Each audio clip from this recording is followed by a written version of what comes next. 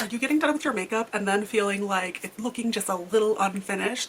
I'm going to show you 3 simple tricks to kind of pull your makeup together once you're done applying.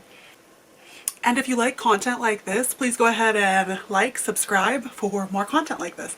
The first thing that you want to do, and the order to this is important, the first thing that you want to do is line your waterline. Now, personally, because I have smaller eyes, I do like to line my waterline with a white or a cream.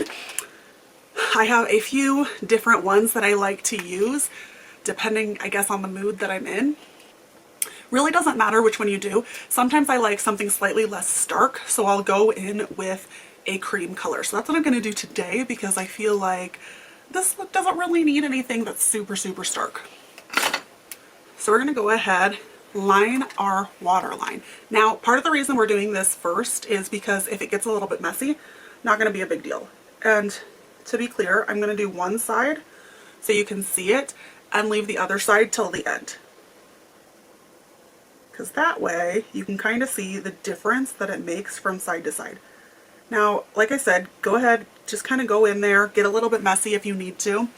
Whoa, it's harder to do this with one hand. But do you see how that automatically kind of does open the eyes just a little bit? That is what I'm going for. There has been occasion where I've lined my waterline with a darker color, or I've lined it with a multi-chrome or something like that. For these cases, personally, I most of the time do a white or a cream. Next, we're going to take the same shadow that we used for our eyelids, right?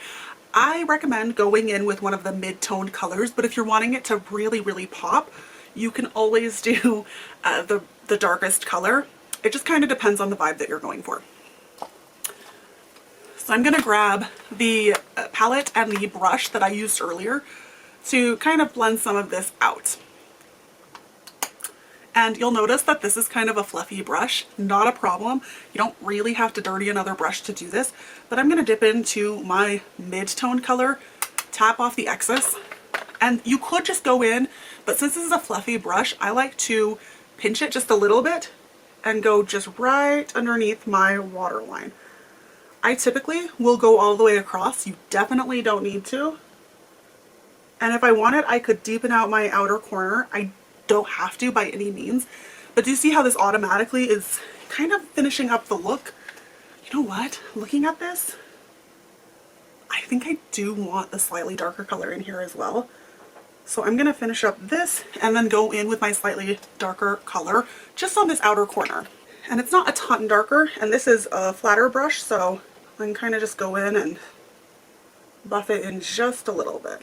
So not too much there. Now, last but not least, I personally don't always do this step, but I think that if you're really going for impact and a really cohesive look, it never hurts to put just a tiny, tiny bit of mascara on your lower lids. Lower lids. Not what I meant. Lower lashes. And I don't typically use the same mascara that I used for my top lashes. This is just to kind of bring the look a little bit more cohesively together.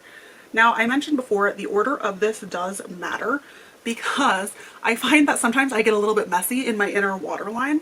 So I want to do that first because then I can go ahead and cover it up with any eyeshadow. And if I go in with mascara first, I end up smudging the mascara all over the place, which I also don't want. So take a look side to side. I feel like this side really does look just that touch more finished. This side, there's nothing wrong with this side. I just feel like I don't look nearly as finished from side to side. So take a look, tell me which one you prefer. I am going to go ahead and finish this side just so I can show you the finished look, and I'll be right back. All right, there you have it. 3 tips to pull your eyeshadow into the rest of your makeup. I hope you enjoyed. Please go ahead and like and subscribe. Thanks for watching. Bye!